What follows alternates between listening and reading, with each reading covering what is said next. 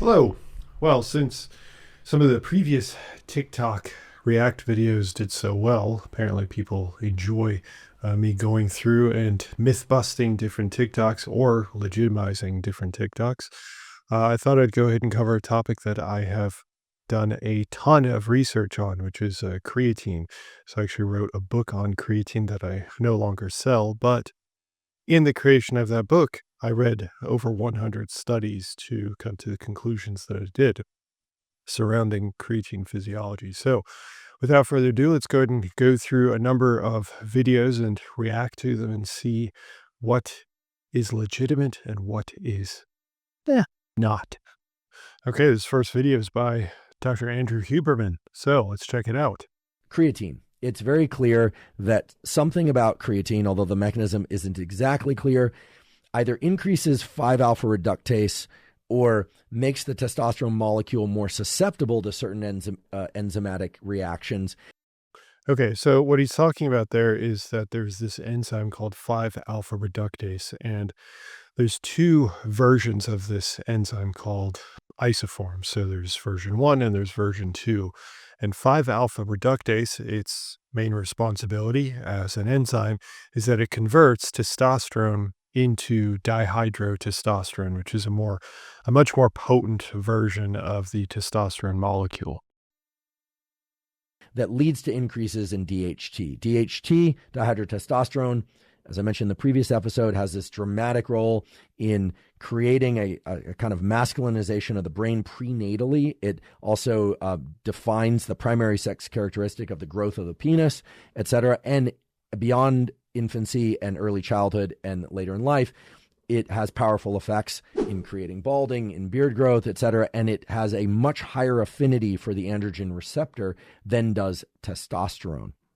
So, okay, let me stop real quick there.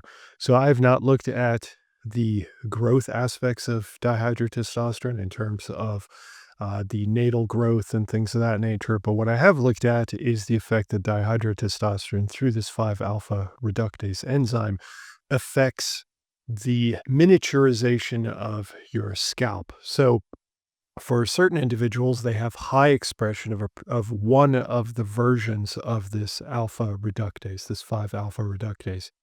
And because they have this high expression of this 5-alpha reductase, they produce locally high levels of dihydrotestosterone in their scalp, which ultimately then this DHT then binds to androgen receptors. Those androgen receptors are these proteins that then can act on your genes.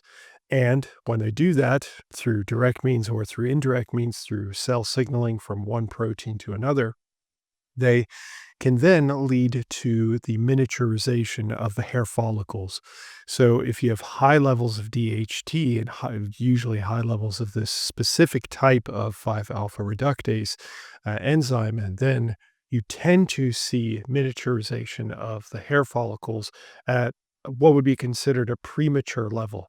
So you typically see more beard growth, but you also see more balding as a result. So I think that's what he's talking about. Pretty sure that's what he's talking about, but just adding some clarity to it. So creatine can increase DHT, which means that if you take creatine and you're very DHT susceptible, then you might experience some hair loss. This has been heavily debated. Does creatine cause balding? Hey, real quick, before we continue. So there's one study that has looked at creatine levels and and shown a significant increase in DHT levels. That study has been referenced so many different times. And I think it's from 2009, 2007, something like that. Not that the age of a study necessarily invalidates it by any means, but then because this study showed this massive increase in DHT, then people made the jump, the assumption then that it must have an effect on balding as a result. So that's what he's referencing. But as far as I'm aware, there aren't any other studies that have specifically looked at creatine and DHT levels. But even if we were to assume that that's the case, that yes, creatine does affect DHT levels, that doesn't necessarily then jump to necessarily affecting our hair follicles. And the reason for that is because, again, that DHT also has to be present in the scalp. It's not necessarily just overall DHT, and so the current idea is that potentially, and that's a key word there, potentially, creatine, if it increased DHT, it could specifically affect people that have a genetic predisposition for balding, as in it would make them bald faster than they normally would. But people that don't have this genetic predisposition, and they may have high levels of the other version, the less, the non-scalp related 5-alpha reductase, that those people would be unaffected by creatine's, balding effects. So I think that's what he's about to get into. So I kind of got ahead of myself, but still. Creatine cause baldness? It's going to depend. Some people can take creatine without any problem in terms of hair loss. Some people cannot. Okay, I probably should have paused it, 3 seconds later. So yes, that's a possibility. We just don't know, simply because there have been, and let me be abundantly clear here, to date, there have been no studies that have confirmed or shown that creatine directly affects hair loss. So it's purely mechanistic speculation from one study that was not looking at hair loss, was simply looking at creatine supplementation and happened to measure DHT levels. So there's a lot of hoops that we're jumping through just to get to this conclusion that creatine would affect hair loss.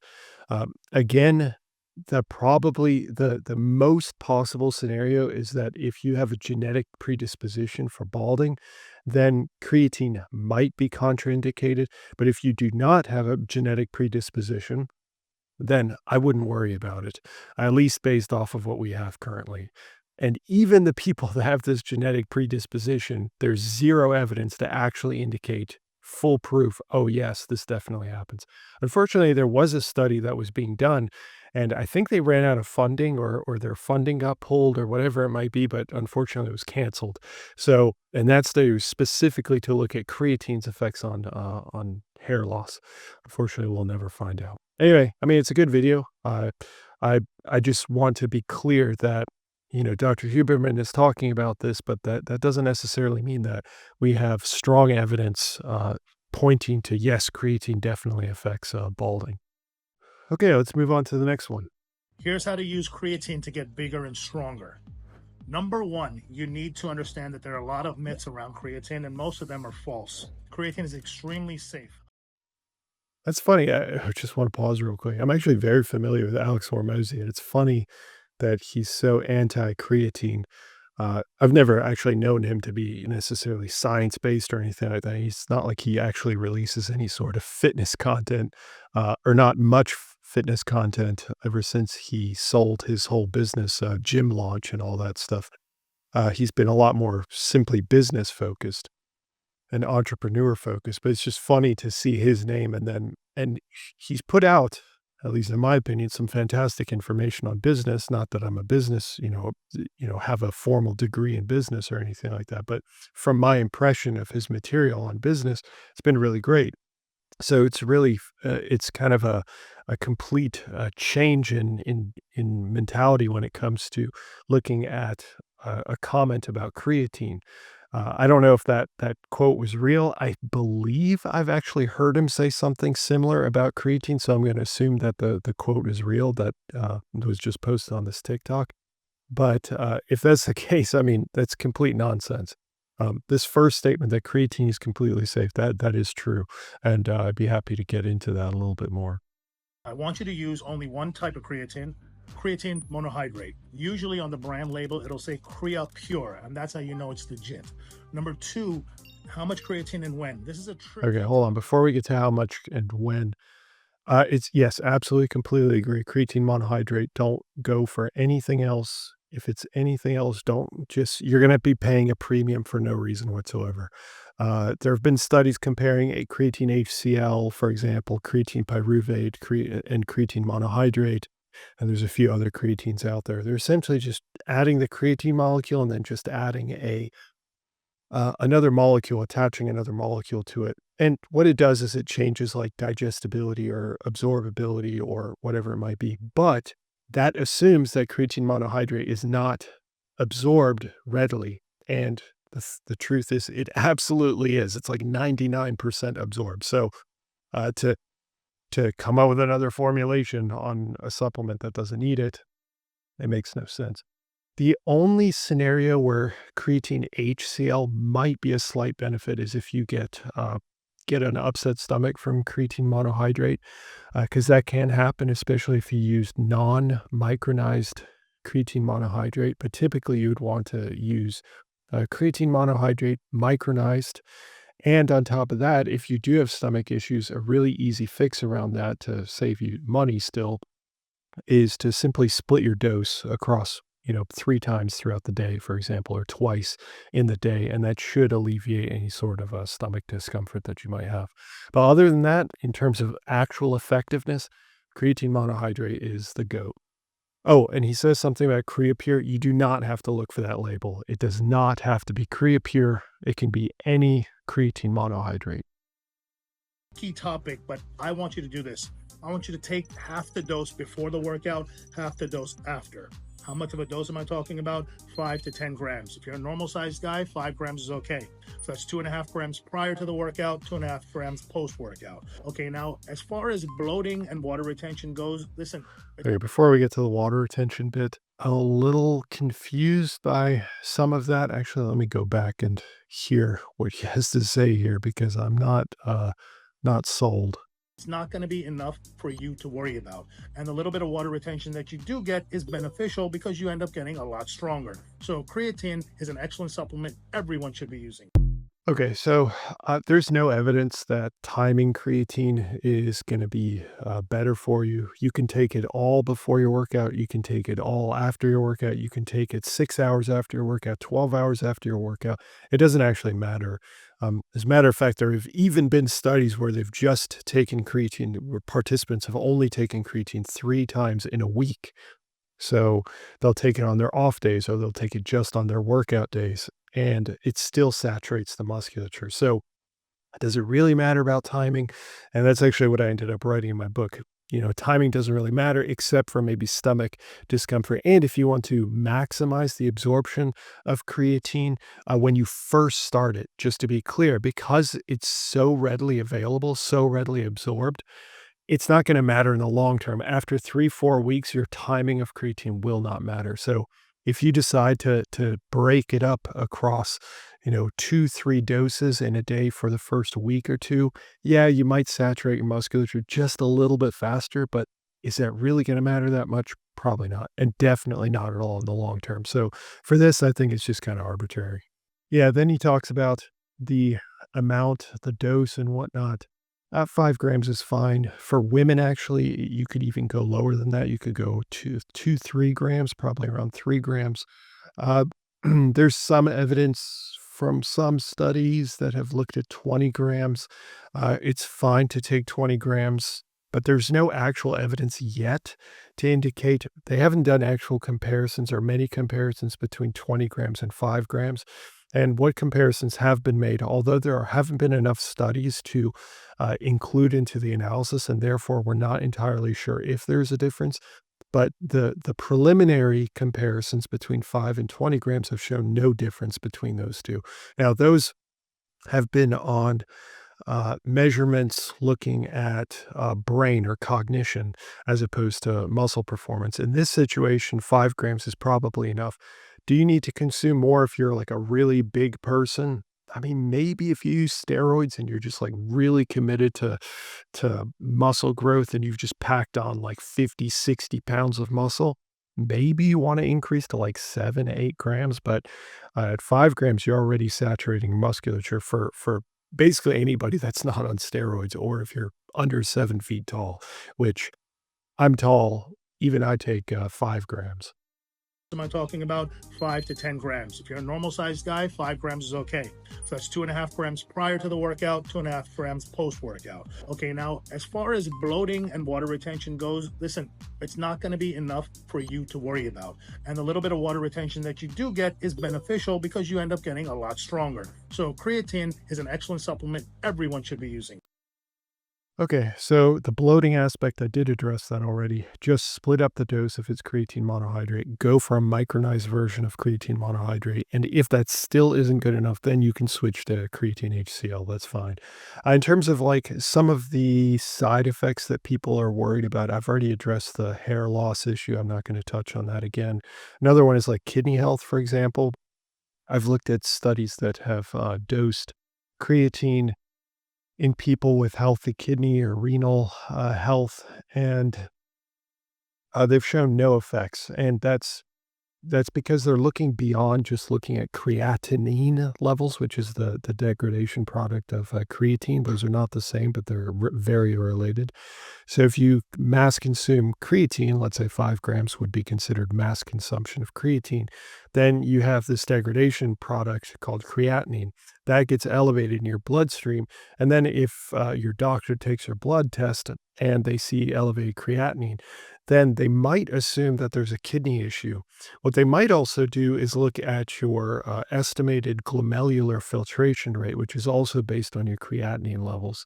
And unfortunately, that's going to get thrown out of whack as well. You might see as much as a 20-point drop in your estimated glomerular filtration rate. So, is that a real effect? Well, yes, it's a real effect on the metric, but it's not an actual representation of your kidney health. So what this study did is they still replicated that. Yes, there was an increase in creatinine. Yes, there was a drop in this EGFR, but then they looked at actual direct mechanism, direct measures of the kidney health, so different kidney proteins and whatnot, and they found that it did not budge one bit. It was perfectly fine. Nothing happened. Kidney health was fine. Overall, this video is fine. I don't see anything wrong with it. And yes, I agree with creatine being, as far as we know up to now, after thousands of studies, and I mean that literally, thousands of studies on creatine, it seems to be perfectly safe for at least for healthy individuals. Okay, on to the next one. Women are so afraid of taking creatine because they're worried that it's going to make them gain weight, make them heavier, bloat, water weight, all of these things that have kind of been filtered out and debunked in the literature. And or it was just always troped as like the guys, the big beefcake bro bodybuilder supplement. And so the biggest things with creatine right now is that we're seeing a lot of data come out for cognitive health, which I think is the most exciting and the most enticing reason to take creatine because yes, it might give you some marginal gains on fitness and muscular adaptations that I think are important, especially in a population who we want to have as much strength as muscle as we possibly can, especially as we age. Okay, so a few things here. One, I completely agree. Women should be taking creatine if they want the benefits. I mean, this definitely does not just apply to men. In addition to that, I would disagree though that the bloating is like a myth or anything like that. I mean, some people really can't experience bloating. We've already covered that a few times, so I won't go over it again. But water retention, so a weight gain, you will experience a weight gain from creatine, but it's not fat mass, just to be clear, and that's really important for people to understand that. We're talking about weight gain because you're pulling the actual creatine molecule into the musculature, and as a result, when you pull creatine into the musculature, what that does is it's an osmolyte shift, meaning that you've got more molecules inside the muscle cells, therefore the muscle cells also have to pull in more water. And that means that the muscle cells grow just slightly. They kind of just get pushed outwards a little bit. Now, overall, that reflects on the scale, on the weight.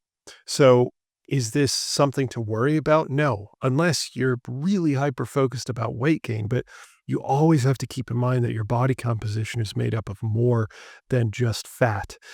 It's not just weight goes up, therefore fat mass goes up. That's not the reality. It could be weight goes up because creatine, water, is found inside the musculature, not even in the fat. So your fat hasn't budged.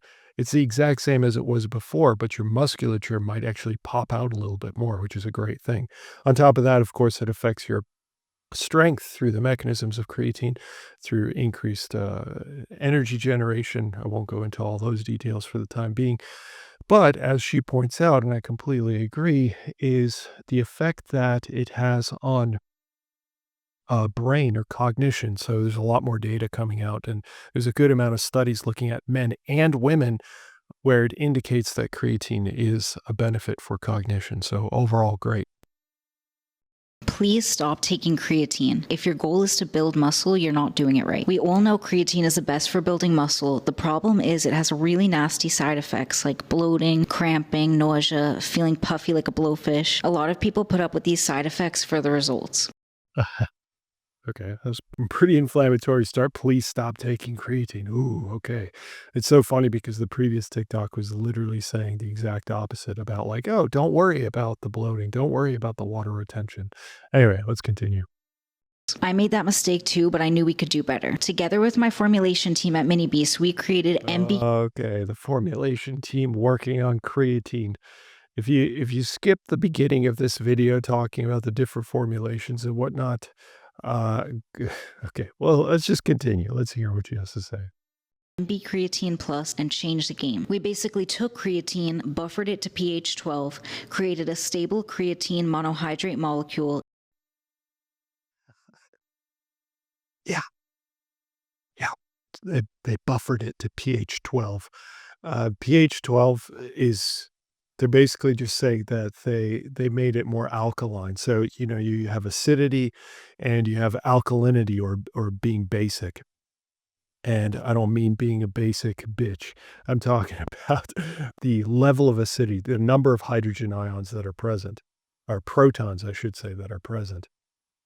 And this is nonsense. This is pure nonsense. As I mentioned, creatine monohydrate is perfectly fine. It's fantastic. It almost cannot be improved upon. And here we are talking about some new formulation. It's funny too about like alkalinity and acidity and whatnot. You realize that your stomach is filled with pH 1. So whatever hits your stomach is going to get neutralized. It's actually going to become really acidic, and then your body has to ultimately handle that as well as it travels from your stomach into your intestinal tract as chyme. Chyme, I can never understand how to exactly pronounce that. Chyme.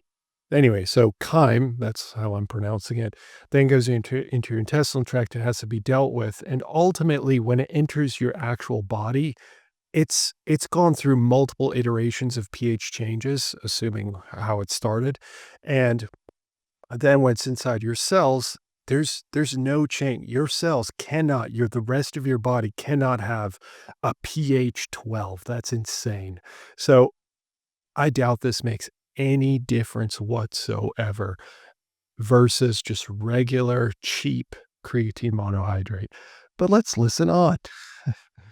And patented it. So what does this mean? Unlike normal creatine, ours is stable throughout the GI tract, allowing the entire dose to enter into your muscles fully potent, giving you the best. Fully potent? Oh, this changes everything. Okay. If you've watched the rest of this video, that's BS for the reasons we explained. The best possible results without any of the nasty side effects. MB Creatine Plus corrects all of these flaws and is the best on the market. Don't believe it? Try it for yourself. Yes, the old try it for yourself, which means you have to pay for it. But also try it for yourself. I mean, when it comes to science, that it's basically anecdote versus science. Not that if you have serious problems with creatine monohydrate, again, I would probably push you more towards creatine HCl. And I believe that's the correct one. I'm pretty sure that's the correct one for stomach issues or the other recommendations that I offered. Anyway, I think this last TikTok is complete BS. I would not worry about this one bit whatsoever. Just stick to 5 grams creatine monohydrate. If you want to up that dose because of some of the cognitive benefits, because some of the studies in cognitive science have used 20 grams, you'd be perfectly fine doing that probably too, but we're still not sure if there's actually a functional benefit between 5 grams or 20 grams. Most people should just aim for the usual 5 grams, the boring creatine monohydrate. And if you have stomach issues, just split it up the dose or go for a micronized version. And if you still have issues, then you can maybe consider creatine HCl. Anyway, that's what I've got for you. Till next time.